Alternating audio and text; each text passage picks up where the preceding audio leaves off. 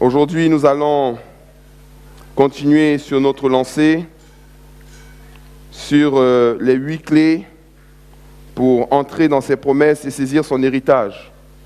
Amen. Touche ton voisin, tu lui dis 8 clés pour entrer dans ses promesses et pour saisir son héritage.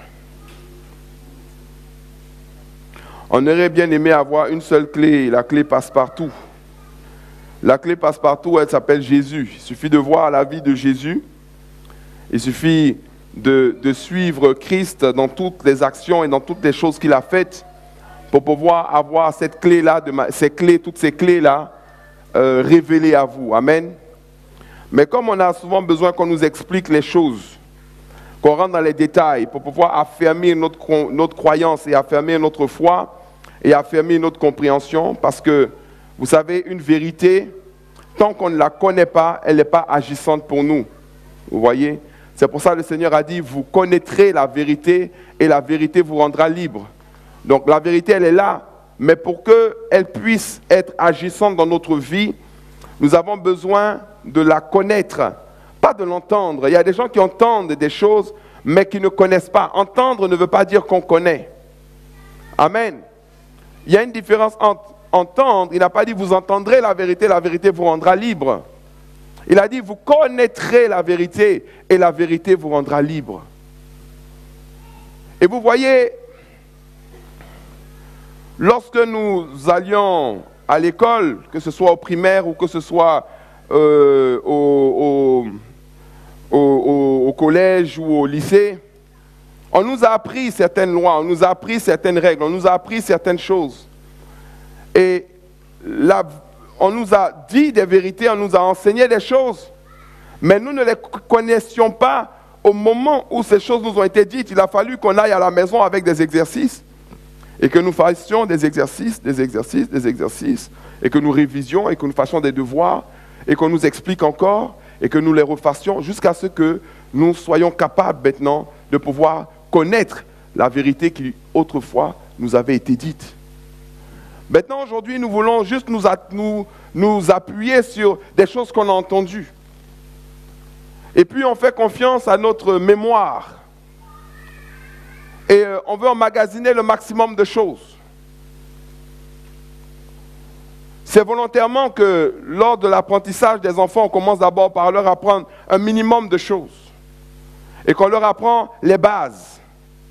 Mais sachez que les bases, on revient toujours dessus. Même quand vous devenez très grand, même quand vous devenez très fort, vous n'allez pas changer la manière dont on fait le A. Vous allez toujours le faire de la même manière.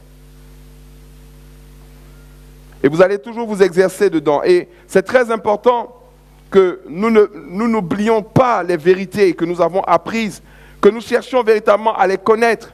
La première fois, ça peut ne pas marcher. La deuxième fois, ça peut ne pas marcher. On peut ne pas avoir saisi totalement. Même quand on nous a appris à faire des opérations, on a commencé à les faire et après on s'est mélangé, on s'est demandé, mais qu'est-ce qui se passe? On est tenté de dire, oui, la division, ça ne marche pas, ça ne marche pas. Ce que la maîtresse m'a enseigné, ça ne marche pas. Ça marche, mais c'est toi qui ne connais pas. Donc les vérités bibliques, elles marchent pour ceux qui les connaissent. Encore une fois, connaître ne veut pas dire entendre. Il n'a pas dit, vous entendrez la vérité vous rendra libre. Il a dit, vous connaîtrez la vérité. Et la vérité vous rendra libre. Le problème, c'est que beaucoup ont entendu beaucoup de vérités. Nous avons entendu des centaines de vérités. Mais nous n'en connaissons pas, même pas 2 ou 3 des fois. Parce que nous n'avons pas pris le temps de travailler sur ces vérités-là et de les méditer, de les mettre en pratique jusqu'à ce que nous arrivions enfin à trouver la solution et jusqu'à ce que nous arrivions à en voir le fruit réel dans notre vie, se manifester.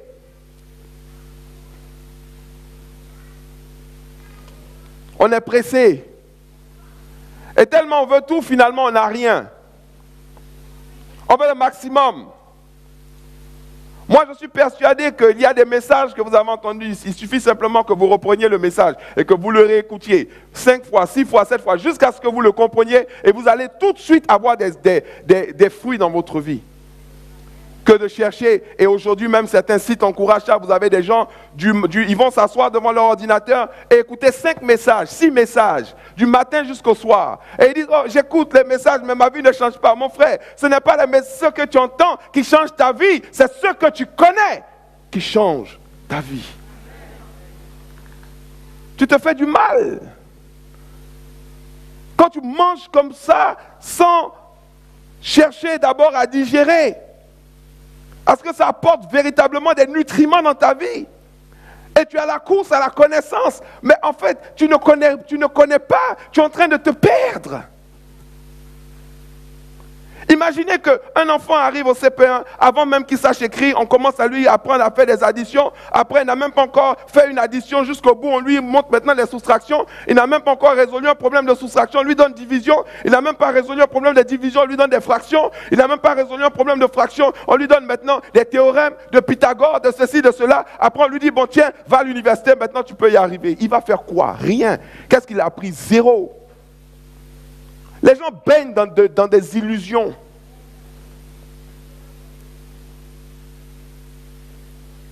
La vie chrétienne est sérieuse. Moi, je dis souvent, le vrai problème, c'est que quand les gens viennent à l'église, on commence à les appeler des chrétiens. Il donne sa vie à Jésus aujourd'hui, on dit, il est un chrétien. Alors qu'on appelait Pierre, Jean et tous les autres disciples qui sont devenus des apôtres, ils ont été appelés disciples de Jésus pendant plus de 3 ans et demi. Ils étaient des disciples. Quand quelqu'un arrive à l'église, il n'est pas un chrétien, il est un disciple d'abord. Parce qu'un chrétien, c'est quelqu'un qui a fait les choses comme Christ, c'est un petit Christ. Il a fallu 3 ans et demi à Pierre, plus le baptême dans le Saint-Esprit avec l'évidence du parler en langue, plus la persécution, pour qu'il se convertisse d'abord, avant que maintenant on puisse dire de lui que c'est un chrétien. Aujourd'hui, vous avez des personnes qui disent qu'ils sont des chrétiens, mais ils n'ont même pas encore expérimenté Christ. Ils n'ont même pas encore pu surmonter une épreuve. Ils ne savent même pas même ce que c'est que la réalité de la vie chrétienne. Mais ils arpentent déjà le grade ultime de chrétien. Vous savez, la première fois qu'on a appelé les disciples chrétiens, c'est lorsque Paul enseignait dans une ville. Il a enseigné pendant 1 an d'affilée. Tous les jours. Et les personnes étaient là, ils étaient assidus tous les jours, pendant 1 an. Des fois, il lui arrivait même de prêcher du matin jusqu'au lendemain matin. Un jour même, pendant qu'il enseignait, il y a un jeune homme qui était assis au bord de la fenêtre et il est tombé. Paul allait le ressusciter, il l'a ramené dans la salle, il a continué à enseigner. Il enseignait jusqu'à ce que les gens s'écroulent de sommeil. Et ils ont commencé à voir des choses extraordinaires se passer. Ils ont commencé à voir la puissance de Dieu se manifester. Ils ont commencé à voir des choses extraordinaires. Et ce sont les gens de la ville qui ont dit, voilà des chrétiens. Voilà des petits Christ. Ce n'est pas eux-mêmes qui se sont donné ce titre-là. C'est les gens qui ont observé leur vie et qui ont vu des mystères, qui ont vu des signes, qui ont vu des choses extraordinaires. Et ils ont dit, ceux-là, ce sont des petits Christ. On l'a crucifié, mais il s'est multiplié. Vous savez, Christ est la manifestation même du fait que Dieu lui-même se soit encore soumis lui-même à la loi de la semence et de la récolte. Il voulait récolter des fils et des filles. Et il a sacrifié son propre fils. Il a semé Jésus pour nous récolter, nous.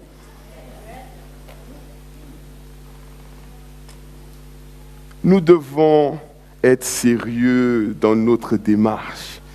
Et si nous sommes sérieux, Dieu va faire des choses sérieuses dans notre vie. Amen. Retournons dans notre passage pour introduction, Josué 1, à partir du verset 8. Alléluia. Aujourd'hui, tu vas connaître une vérité. Mais cette vérité-là, elle va transformer ta vie pour toujours. Josué 1, 8. Que ce livre de la loi ne s'éloigne point de ta bouche. Médite-le jour et nuit pour agir fidèlement selon tout ce qui est écrit. Car c'est alors que tu auras du succès dans tes entreprises. C'est alors que tu réussiras. Amen. Médite le jour et nuit pour agir fidèlement. Pour agir fidèlement. Pour agir fidèlement. Ça veut dire que ce n'est que lorsque tu commences à faire la chose exactement comme on t'a dit de faire que ça marche. Moi, je trouve incroyable que des personnes vont aller acheter des livres de cuisine. Et lorsqu'ils vont acheter le livre de cuisine, on va leur dire dedans, bon, pour faire une tarte ou pour faire ceci, il te faut 300 grammes de farine, 200 grammes de beurre, 3 œufs, il te faut ça, 2 pommes, de 100 grammes chacune et tout. Et les gens vont suivre scrupuleusement à la lettre ce qu'on leur dit. Et on va te dire, pétris la pâte, fais comme ci, mets la levure à tel moment, et ce genre, et ils vont suivre. On va leur dire, mettez ça au four pour 15 minutes, ils vont suivre. Et après, ils se retrouvent avec quoi? Avec le résultat de ce qu'on leur a dit. Mais au moment où tu prends le livre de cuisine maintenant, on te dit de prendre 300 grammes de farine, tu dis non, moi j'ai envie de manger beaucoup, donc je vais prendre 500 grammes. On te dit de prendre 4 œufs, tu dis non, moi j'aime pas trop les œufs, je vais en prendre 3. Après on te dit maintenant, bon, il faut mettre la levure, tu dis moi cette levure là, j'aime pas trop, il y a la levure de ma grand-mère là, c'est qu'elle prend pour faire les galettes, c'est ce que je vais prendre. Après on te dit non, il faut mettre ça au four pendant 15 minutes, toi tu dis non, 15 minutes, est-ce que ça va être cuit? Je vais mettre 20. Mais est-ce que tu es sûr qu'en ayant ce genre d'attitude-là, tu peux avoir les résultats escomptés? Impossible. Mais comment ce qu'on ne fait pas avec les gens du monde et avec les choses du monde? On le fait avec Dieu et avec les choses de Dieu. La question de l'évangile n'est pas une question d'option. On embrasse l'évangile ou on ne l'embrasse pas. On choisit de suivre l'évangile ou on choisit de laisser. Mais il n'y a pas d'adaptation possible. Ce n'est pas l'évangile qui va s'adapter à toi, mais c'est toi qui vas t'adapter à l'évangile. Et si tu suis scrupuleusement, fidèlement ce qui est dit, alors tu auras les résultats. Mais si tu adaptes, c'est comme j'ai bien aimé une petite bande dessinée là, c'est quelqu'un qui porte une croix et au moment où il marche, il dit, oh, la croix elle est trop lourde, est-ce qu'il ne peut pas couper un peu le bout? C'est trop long, donc il coupe un peu. Après, il avance encore, après il dit, non, la croix est trop lourde, est-ce qu'il ne peut pas encore couper un peu? Il coupe un peu. Ah, la croix est trop lourde, est-ce qu'il ne peut pas encore diminuer un peu? Il coupe un peu. Maintenant, il arrive à un endroit où il y a un vide. Et il s'avère que la croix, en fait, s'il la posait sans la couper, il allait avoir assez de distance pour pouvoir traverser. Mais au moment où il veut poser maintenant sa croix, il se rend compte que sa croix est trop courte. Donc, il ne peut pas traverser. Si vous adaptez votre évangile, vous risquez d'être surpris qu'au moment où vous allez avoir justement besoin de son impulsion pour vous propulser dans une autre dimension, parce que vous avez adapté votre chose, ça ne sera plus cet évangile capable de vous y emmener. Et c'est là que certains disent, je ne comprends pas, je ne comprends pas. Tu comprends très bien. Ne fais pas semblant. Pourquoi les gens jouent toujours les étonnés quand ils ont des problèmes? Ils sont étonnés.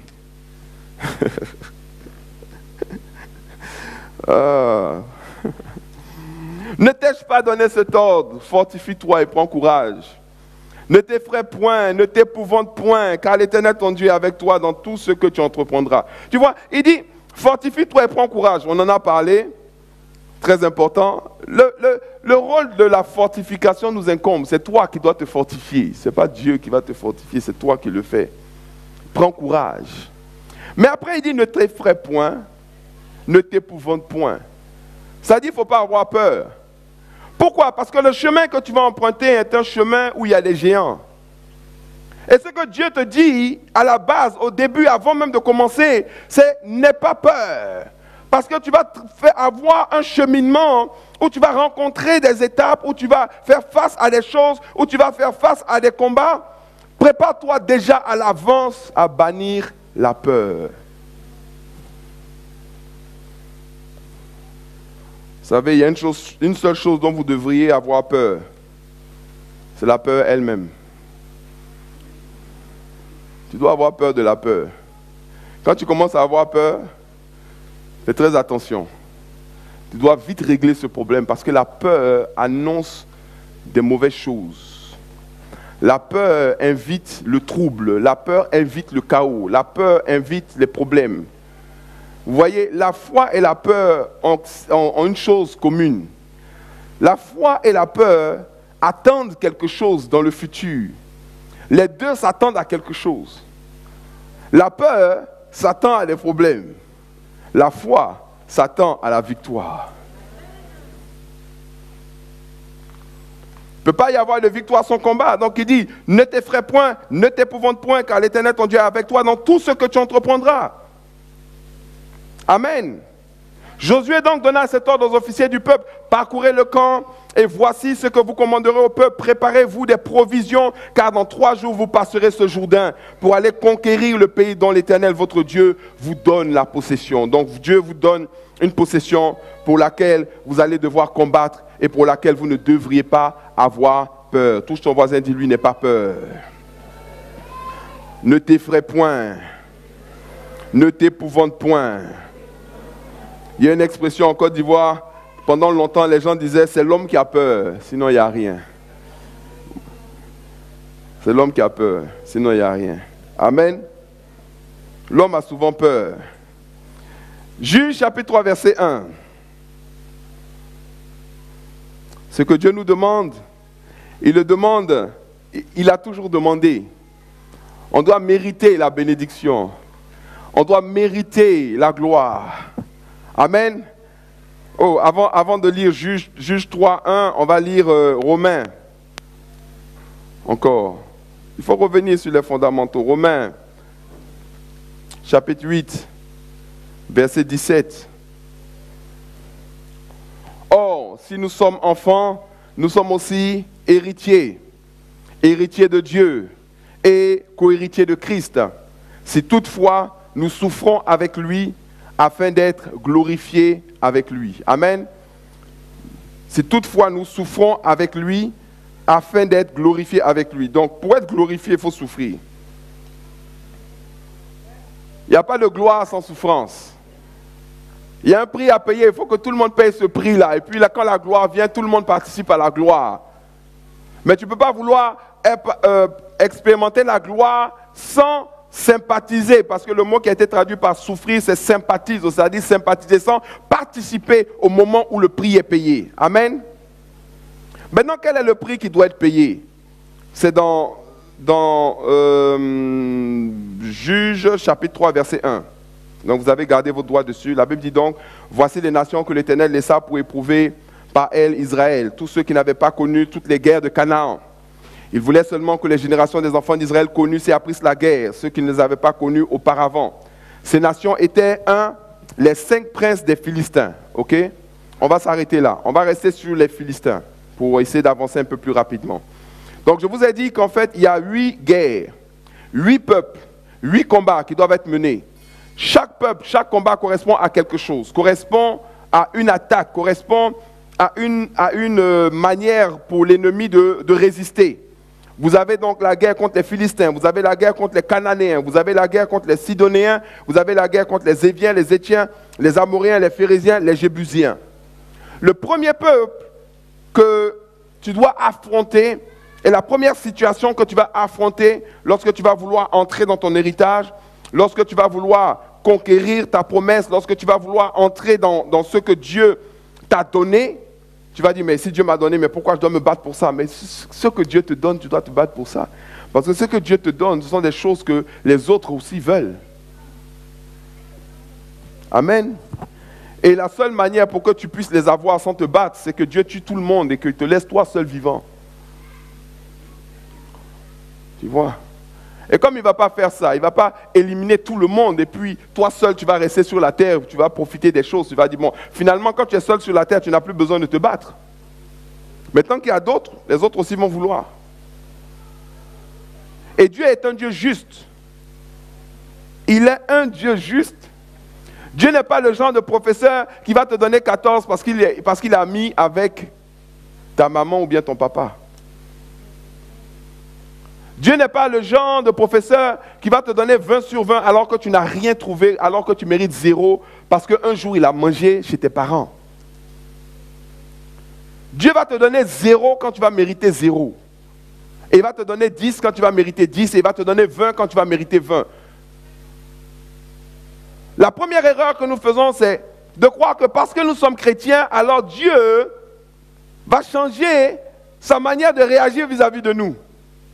Or, la Bible dit que nous devons prendre justement exemple sur lui, car il fait pleuvoir sur les bons comme sur les méchants, et son soleil brille sur les justes comme sur les injustes. Ça veut dire que les lois de Dieu, elles s'appliquent à tout le monde. Tu n'auras pas la position parce que tu es chrétien. Tu auras la position parce que tu penses de manière positive, parce que tu agis de manière positive, parce que tu es plus dynamique, parce que tu es plus sage, parce que tu es plus intelligent, parce que tu es plus rapide, parce qu'on peut te faire confiance. Ce n'est pas parce que tu es chrétien que tu l'auras. C'est parce que tu auras développé des qualités, des capacités que le fait d'être chrétien te permet de développer dans l'apprentissage et dans l'étude.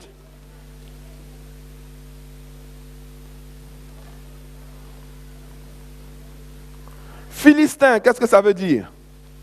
Philistin, lorsque vous traduisez ça littéralement, ça veut dire coucher dans la poussière, coucher dans la cendre. Philistin, c'est coucher dans la cendre. C'est intéressant ce nom, ce nom-là, ça dit beaucoup de choses. Coucher dans la poussière. Quand quelqu'un tombe, il fait quoi? Il se couche dans la poussière. Je vais vous dire une chose, tout le monde tombe. Mais ce sont les champions qui se relèvent. Amen.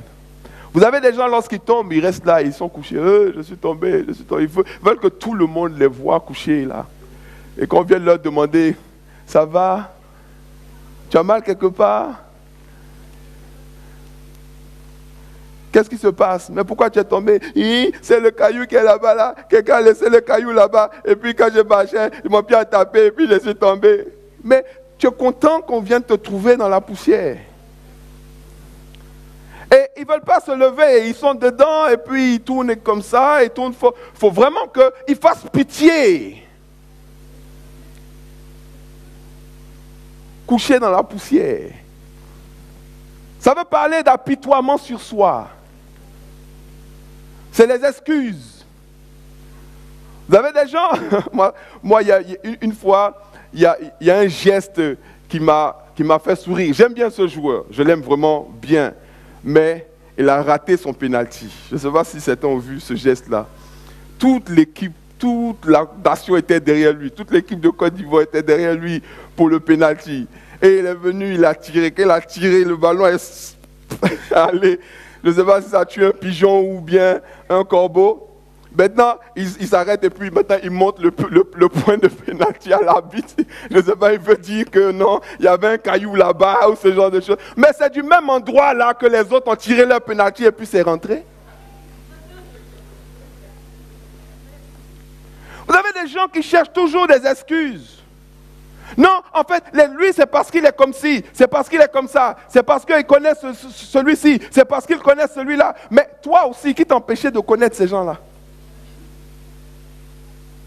Tant que vous allez trouver des excuses pour pouvoir rester dans la poussière, ben vous allez rester dans la poussière. Philistin veut dire coucher dans la poussière. Je ne te dis pas que tu ne vas jamais tomber. Le juste même, il peut tomber 7 fois, mais il doit se relever 8 fois. Alléluia. Il doit se relever, il doit secouer la poussière de son vêtement et il doit continuer à marcher. Il doit continuer le combat. Arrêtez de vous apitoyer sur vous. Arrêtez de chercher des excuses pour la médiocrité. Arrêtez de chercher des excuses pour le manque de résultats, pour le manque de fruits, pour le manque d'engagement, pour le manque de persévérance, pour le manque de ferveur, pour le manque de puissance, pour le manque de foi. Tant que vous cherchez des excuses, vous n'êtes pas capable de changer la situation.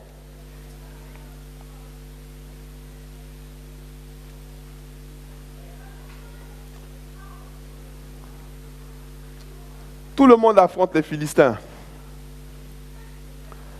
Quand tu es en face des Philistins, tu vas avoir envie de mentir. Tu vas avoir envie de trouver vraiment des histoires dormies debout. Tu as des gens, tu es habitué déjà avec eux. Ils ont toujours une excuse. Toujours. Mais ils vont te raconter, en anglais on dit stories. They will tell you stories. Non, en fait, tu vois, en fait, tu comprends que, en fait, c'est parce que je voulais, mais quand je venais, on dit, quand tu dis la vérité, c'est plus facile. Tu sais pourquoi? Parce qu'au moins, tu n'as pas besoin de te rappeler la version. Parce que quand tu mens là, tu dois savoir à qui est-ce que tu as dit quoi. Donc, tu as oublié d'adapter ton histoire en fonction de la personne. Donc, comment attraper un menteur? Laissez-lui vous raconter son histoire. Notez bien les points clés. Ne parlez pas. Vous dites, ok, d'accord, j'ai compris. 2 jours après, vous l'appelez, vous lui demandez, mais la dernière fois, qu'est-ce que tu m'avais dit au fait? Et vous allez voir qu'il va vous raconter autre chose. Et maintenant, tu lui dis, mais c'est pas toi qui m'as dit en fait que...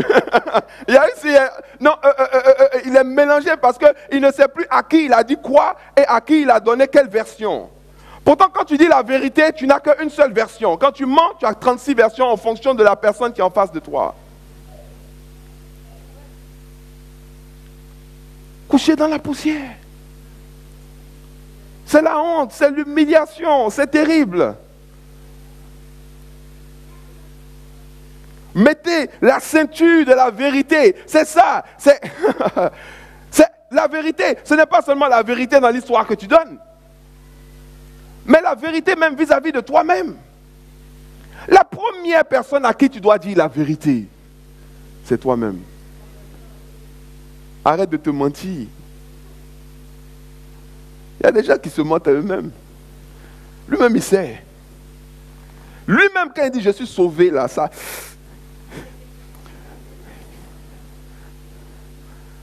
Ça va, tout va bien, ça va. Il veut avoir l'apparence extérieure, il veut donner l'apparence extérieure que ça va. Vous voyez, les gens pour donner l'apparence extérieure sont prêts à faire beaucoup de choses. Ils sont prêts même à aller s'endetter pour acheter des habits. Pourtant, si vous allez chez eux, des fois vous ouvrez le frigo de la personne qui a un tailleur de 300 €, le frigo est vide. Et il n'y a pas de meubles dans la maison, mais si vous la voyez, occulte, ça c'est directrice générale. Ça ne veut pas dire qu'il ne faut pas bien s'habiller, non. Je ne dis pas ça. Ça ne veut pas dire qu'il ne faut pas être propre.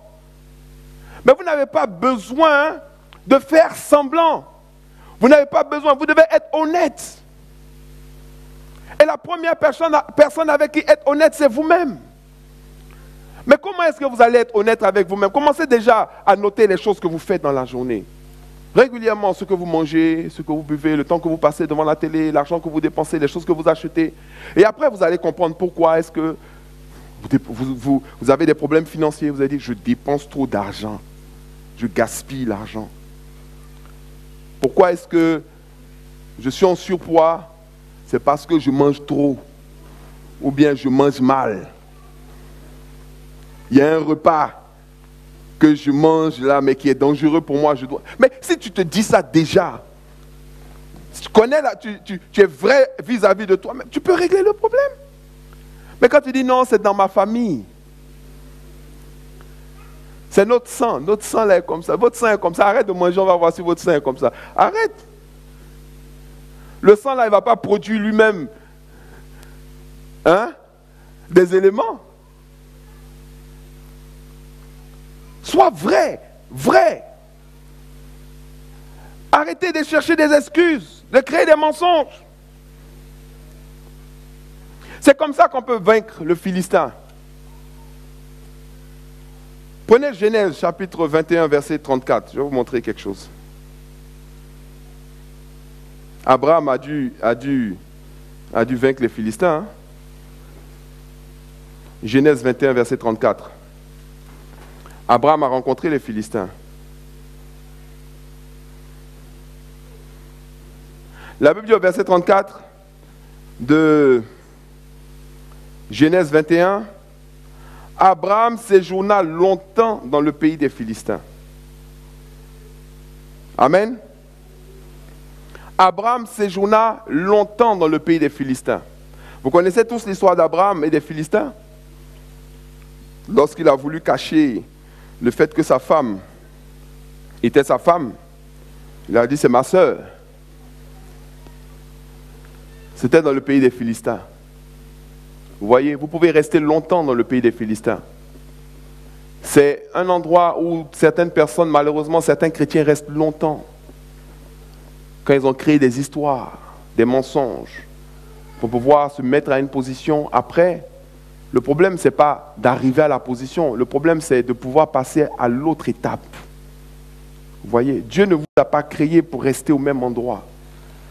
Quand vous êtes à un endroit et que le temps passe, et que vous êtes au même endroit, il y a un problème. Vous devez être en progression permanente. Vous devez avancer. Vous devez progresser. Il y a un homme qui disait, moi, je souhaite que le jour de ma rencontre avec le Seigneur, qu'il vienne me trouver en train de grimper sur ma prochaine montagne et non en train de la descendre.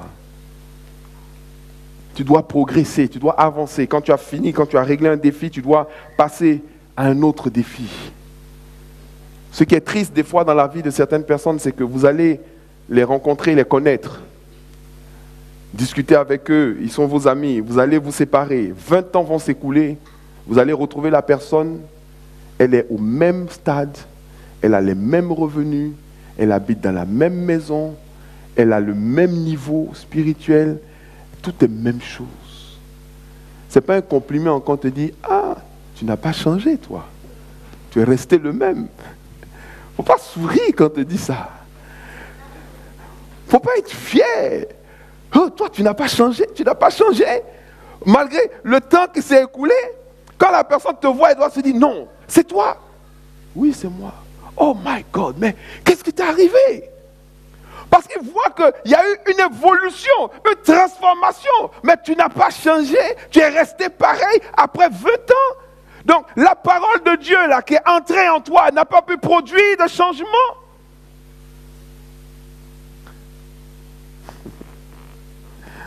Avant-hier, j'ai rencontré un bishop américain que je connais depuis longtemps. Je le connais, on s'est perdu de vue depuis 7 ans.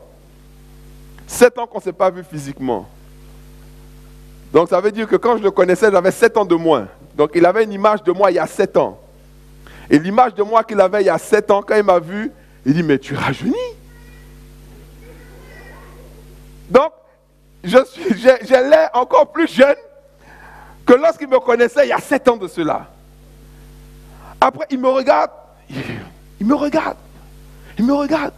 Après, il dit, mais that's a miracle. Il dit, ça c'est un miracle. Il dit, il faut que tu me dises ce que tu fais, c'est pas possible. Il dit, mais tu rajeunis. Je dis, mais la Bible dit que c'est possible, non?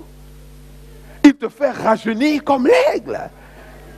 Il y a une loi, il y a un mystère, il y a des choses à percer. Quand tu les comprends, my God, tu peux le faire. Quand tu ne comprends pas, tu ne peux pas.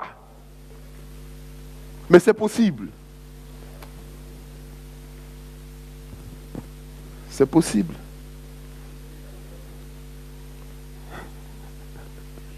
Alléluia. Tu peux changer ta vie. Le jour où tu le décides, la Bible dit à tes résolutions répondra le succès. Tu peux changer tout ce que tu veux. Il y a une loi qui s'appelle la loi du changement, qui dit que tout peut changer. La seule chose qui ne peut pas changer, c'est Dieu. Mais tout peut changer, tout peut changer. Tu peux tout changer. Tu peux absolument tout changer. Amen. Si tu arrêtes de t'apitoyer sur toi. Parce que tant que tu es couché dans la poussière, tu ne peux rien changer. Tant que tu es couché dans la poussière, la seule chose que tu as, c'est une histoire. Et c'est la même histoire que tu racontes encore et encore. Le problème, c'est que plus tu racontes l'histoire, plus cette histoire s'affermit dans ta vie. Et plus tu la racontes, plus elle devient forte. Et plus tu la racontes, et plus toi-même, tu commences maintenant à vivre. Et c'est comme si tu devenais maintenant prisonnier de cette histoire. À chaque fois que tu rencontres quelqu'un, c'est la même histoire. Oui, ma maman, mon papa, et puis on m'a fait ci, on m'a fait ça, et puis après j'ai eu ci, et puis j'ai eu ça. Et tu es content, tu veux que les gens disent, oh vraiment, Tu souffres, hein? Eh, vraiment, Dieu, il faut l'aider. Tu veux que les gens compatissent. Mais cette histoire que tu racontes ne peut pas te sortir de cet état, de cette situation. Ne permets pas à ton passé de t'empêcher d'entrer dans ton futur. Ne permets pas à ton passé de te retenir dans la poussière. Parce que la seule personne qui va avoir honte et qui va pleurer, lorsque après 20 ans, on reviendra la trouver dans la même position, dans la même poussière, c'est toi-même. On va dire, mais depuis là, tu es encore là.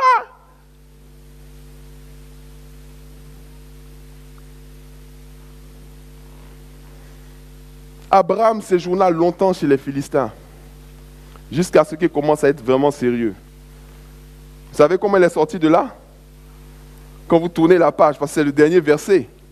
Quand vous tournez la page, la Bible dit, après ces choses, Dieu mit Abraham à l'épreuve. Et lui dit, Abraham, il répondit, me voici. Dieu dit, prends ton fils, ton unique, celui que tu aimes, Isaac. C'est le sacrifice d'Isaac qui a permis à Abraham de sortir de cet état de poussière. La seule chose, vous savez pourquoi il est resté longtemps chez les Philistins? Parce qu'il avait peur de perdre son fils. Quelque chose que Dieu t'a donné. Et tu commences à avoir peur de perdre cette chose-là. La loi de la peur fait que c'est ce dont tu as peur, là, c'est ça même justement qui doit t'arriver. C'est ce même qu'on va te demander. Dès que tu vas dire, Seigneur, je peux tout faire sauf ça, Dieu dit, c'est ça même que je veux.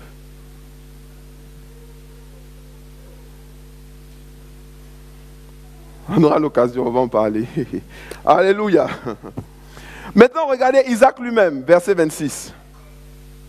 Vous voulez que je continue d'enseigner? Verset 26. Genèse chapitre 26, verset 1. Amen. Il y eut une famine, amen, dans le pays, outre la première famine qui eut lieu, du temps d'Abraham. Et Isaac alla vers Abimelech, roi des quoi? Roi des Philistins. L'Éternel lui apparut et dit, ne descends pas en Égypte, demeure dans le pays que je te dirai. Séjourne dans ce pays, je serai avec toi et je te bénirai, car je donnerai toutes ces contrées à toi, à ta postérité, et je tiendrai le serment que j'ai fait à Abraham ton père. Verset 4, je multiplierai ta postérité comme les étoiles du ciel, je donnerai à ta postérité toutes ces contrées et toutes les nations de la terre seront bénies en ta postérité. Parce qu'Abraham a obéi à ma voix et qu'il a observé mes ordres, mes commandements, mes statuts et mes lois. Pourquoi Abraham a été béni? Il n'a pas dit parce que j'aime Abraham. Il n'a pas dit parce que Abraham est mon ami. Il n'a pas dit parce que j'aime bien la tête d'Abraham. Il n'a pas dit parce qu'une fois Abraham a sacrifié une brebis pour moi, ou bien parce qu'une fois Abraham a donné quelque chose que je lui ai demandé. Il dit parce que Abraham a fait quoi? Il a obéi à ma voix. Il a fait quoi d'autre? Il a observé mes ordres. Qu'est-ce qu'il a fait encore? Il a observé mes commandements. Il a observé quoi d'autre? Mes statuts et mes lois.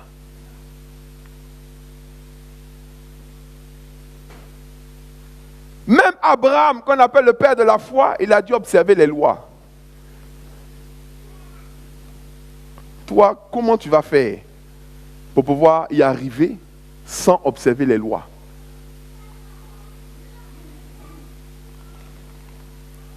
Non, moi je suis la princesse de l'Éternel. Je suis le bras de Dieu. Soldat de Jésus. Regardez les noms là sur les sites, sur les réseaux sociaux. Prunelle des yeux de l'Éternel. Enfant gâté du Saint-Esprit. Chouchou de Jésus. Dieu n'a pas de chouchou. Il n'a pas d'enfant gâté, il n'a pas de princesse. Tu n'es rien princesse de rien du tout. Le jour où tu désobéis à la voix de l'Éternel, à la loi de l'Éternel, aux instructions de l'Éternel, la justice de l'Éternel, le jugement de l'Éternel va s'abattre sur toi. Il n'y a pas d'exception. Moïse a donné 40 ans de sa vie à Dieu. Le jour où il a zaillé, Dieu lui a dit bye bye. Ce n'est pas une question, vous savez, À un moment, quand vous allez vraiment vouloir aller quelque part, vous allez arrêter de jouer avec les sentiments. Les sentiments sont dangereux. Dieu ne choisit pas les gens par des sentiments. Ce n'est pas une question de sentiments, c'est une question de performance, c'est une question de résultats.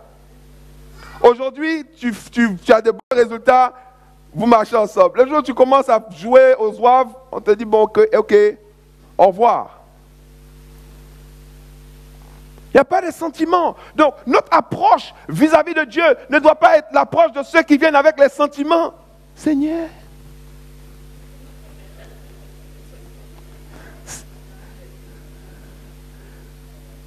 tu veux qu'il te choisisse à cause de la couleur de tes yeux? Ou bien parce que tu es de tel pays et pas d'un autre? Tu veux qu'il te choisisse parce que ton père a construit une église dans les années, je ne sais pas quoi, dans quel village? Le succès, la bénédiction, la grâce, la puissance de Dieu va se manifester. Même si ton père était un sorcier, si toi tu marches dans les lois de l'Éternel et que tu actives les lois de la bénédiction, les bénédictions vont couler dans ta vie. Alléluia. Vous avez des grands hommes de Dieu, leurs parents étaient plus sorciers que tes parents. Et la grâce de Dieu, l'onction de Dieu sur eux a fait qu'un jour ils ont pris leur propre père et ils l'ont baptisé. Ils ont baptisé les gens de leur village. Ils ont baptisé leurs parents. Ils ont été ceux qui ont fait sortir la sorcellerie de la famille. Mais moi, je ne sais pas quel genre de chrétien tu es là. Tu es... Il y a les sorciers ici. Les sorciers m'ont poursuivi. Oh, les sorciers, ma mère, mon père, mon grand frère, ma grand-mère. Tu as quel problème? Tu crois en quel évangile? Encore Luc 10, 19, je vous ai donné le pouvoir de marcher sur les serpents et les scorpions et sur toute la puissance de l'ennemi. Et rien ne pourra vous nuire. Donc quand toi tu viens avec ton histoire, moi j'ai envie de te dire, arrière de moi Satan. Parce que tu es en train de dire que la Bible que moi je lis n'est pas vraie. Et que ce que Dieu a dit n'est pas vrai.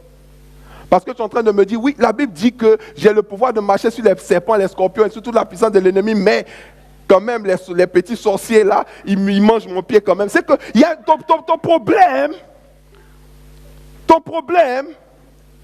c'est que tu n'es pas encore converti. Tu n'as pas encore vraiment commencé à mettre la parole de Dieu en application. Et je vais te dire une chose, les Philistins, ce sont des forces qui viennent, ce sont des forces de dissuasion. C'est ce qu'on appelle de l'intimidation. Ça veut dire que quand tu commences à prendre ton envol, il y a toujours un vent qui va souffler pour te dire, toi tu es un petit, reste tranquille. Malheureusement, il y a trop de gens qui durent dans cette position-là. C'est de l'intimidation. Goliath, qu'est-ce qu'il a fait à Israël? Il leur a fait de l'intimidation. Y a-t-il parmi vous un homme? C'est même pas un homme qui l'a tué, c'est un enfant. Mais un enfant qui a osé croire.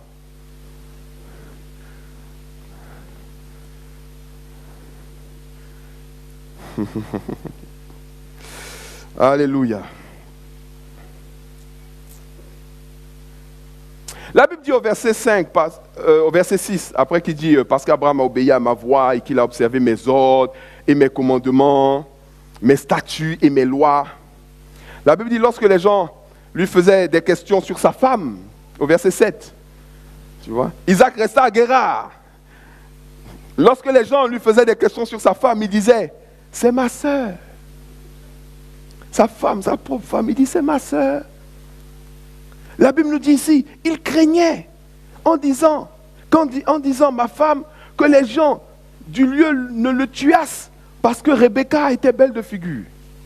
Si tu ne peux pas assumer une belle femme, tu ne peux pas marier une belle femme. Tu as marié une belle femme, maintenant tu deviens paranoïaque. Et ils sont paranoïaques. Lui seul, il ne s'invente une histoire. Son histoire, c'est sa femme est trop jolie. Donc s'il dit que c'est sa femme, les gens vont le tuer. Lui seul, tout seul. Il a peur. Ouais, la peur nous fait faire des bêtises. La peur nous fait faire des idioties. La peur n'est pas dans le programme des enfants de Dieu. Quand la peur vient frapper à ta porte, c'est que les problèmes veulent arriver. N'aie pas peur. Ne crains rien. Moi, je ne sais pas de quoi mon futur est fait. mais je sais qui fait mon futur. Je ne sais pas de quoi mon futur est fait, mais je sais qui fait mon futur. Et j'ai confiance en celui qui fait mon futur.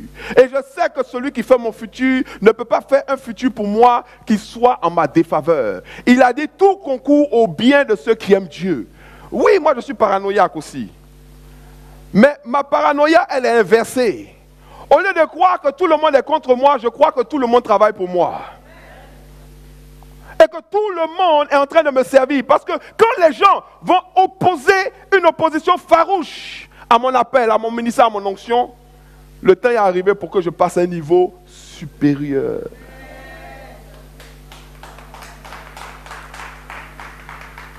Vous n'allez jamais me trouver couché dans la poussière. Parce qu'aussitôt je tombe, aussitôt je me relève. Et quand tu vas arriver, tu vas dire, mais j'ai entendu un bruit quelque part. Je dis, non, il n'y a rien. Vous voyez, il y a des gens qui finissent par se relever. Mais ils se relèvent après avoir trop traîné dedans. Il ne faut pas aussi trop durer avant de te lever. Quand tu tombes, lève-toi en même temps. Ne donne pas à ton corps l'habitude d'être dans la poussière. Est-ce que je parle à quelqu'un aujourd'hui?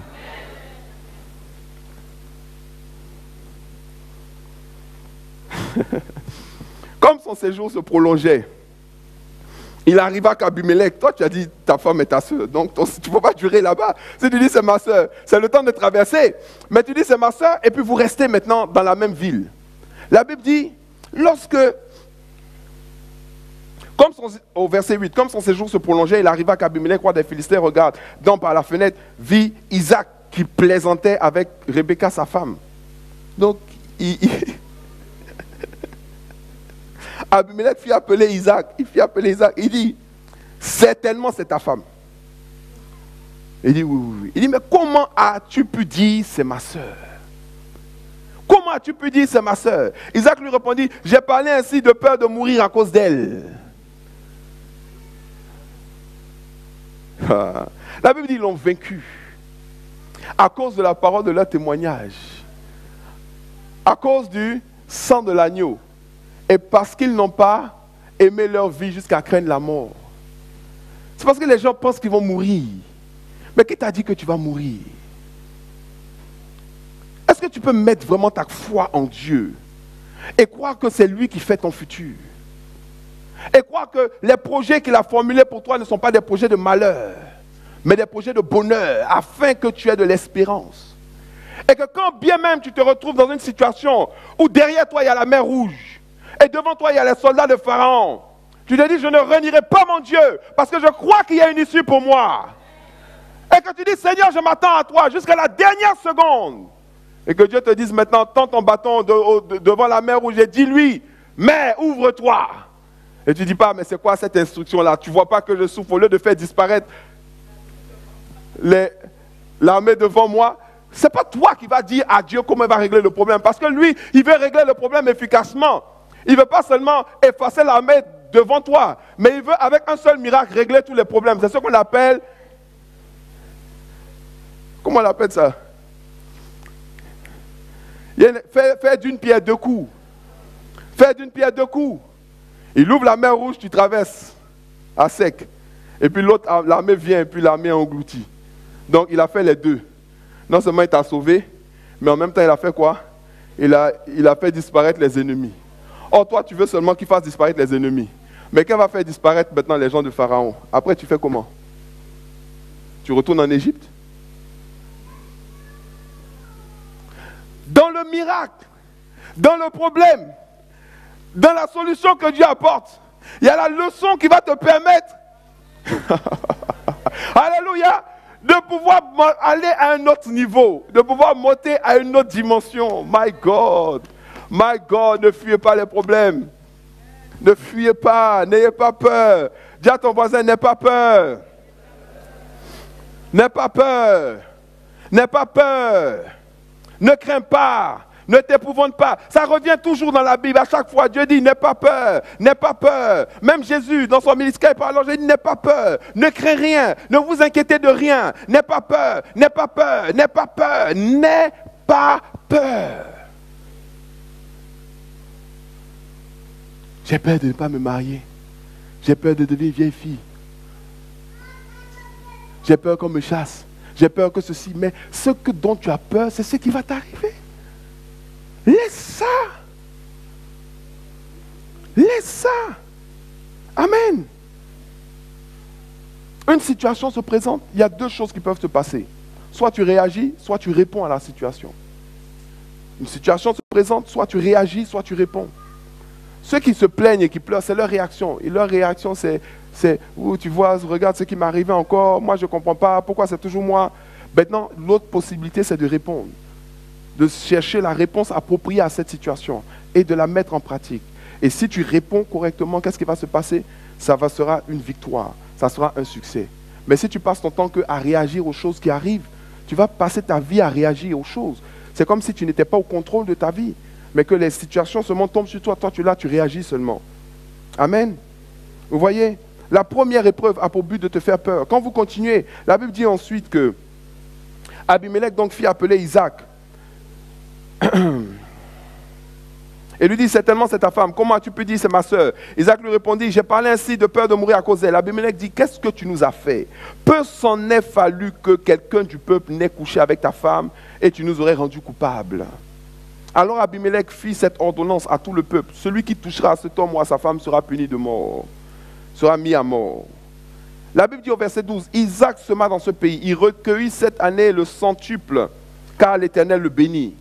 La Bible dit d'Isaac que cet homme devint riche et s'en alla s'enrichissant de plus en plus jusqu'à ce qu'il devint fort riche.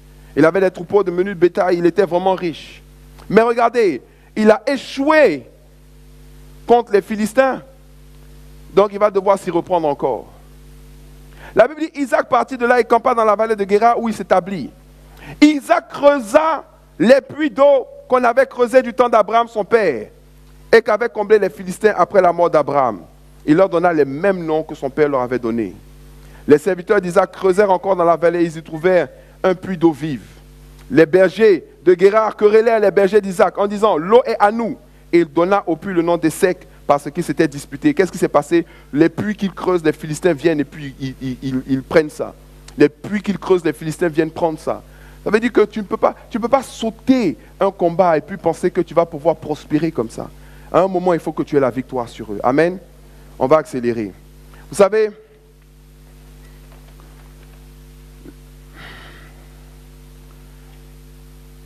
pour faire court, comme on parle de 8 clés, ce que je veux te dire déjà comme conseil, c'est d'abord, sois honnête avec le problème.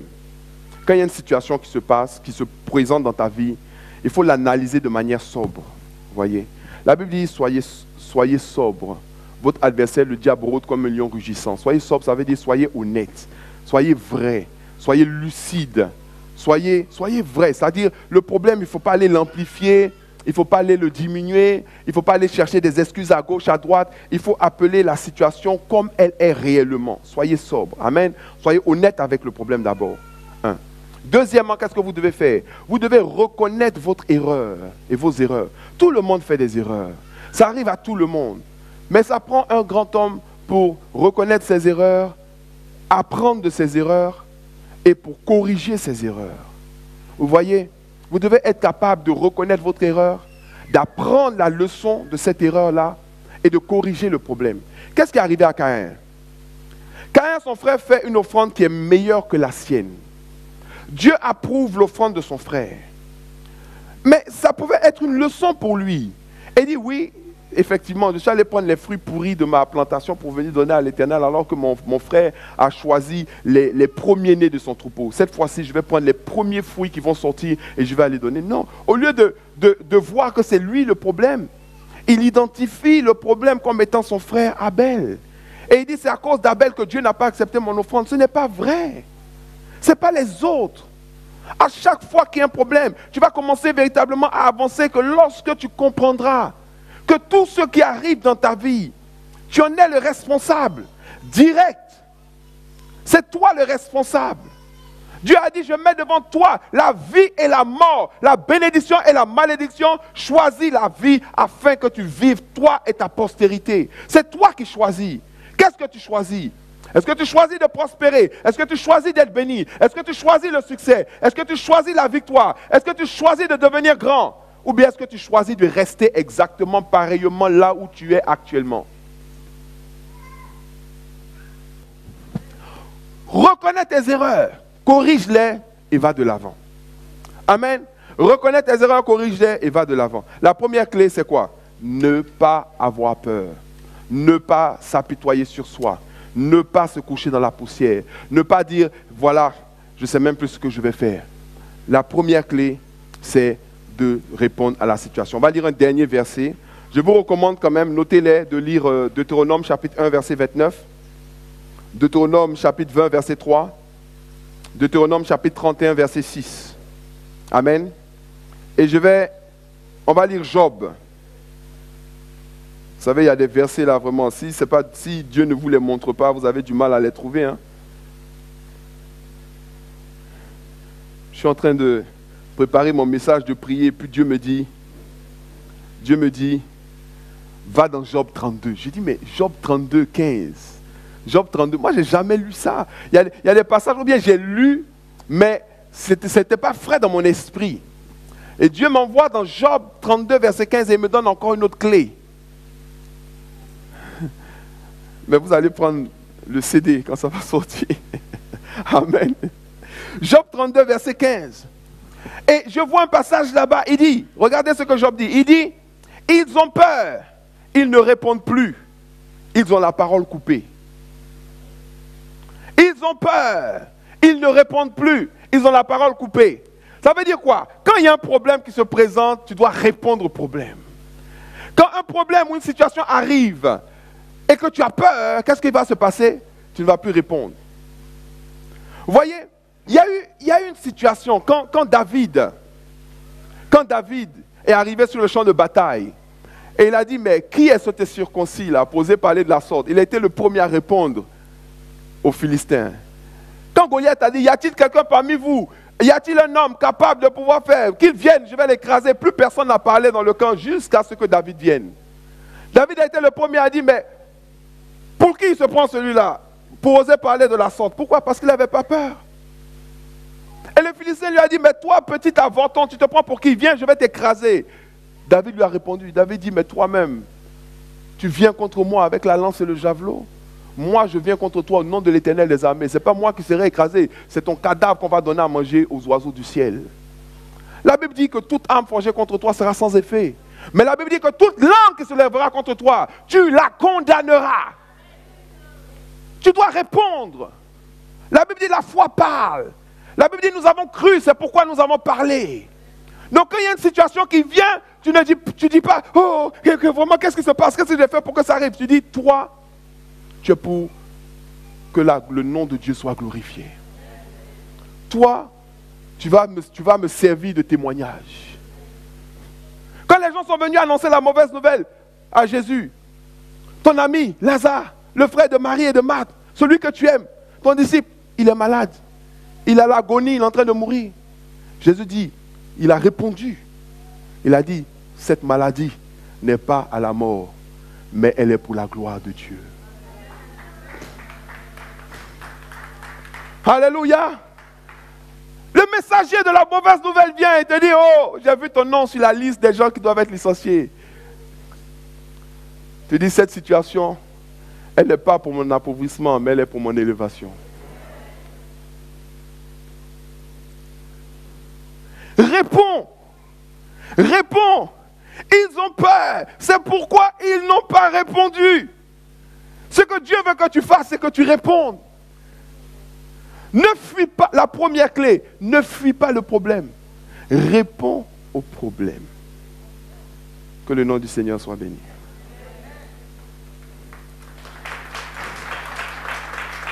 Alléluia.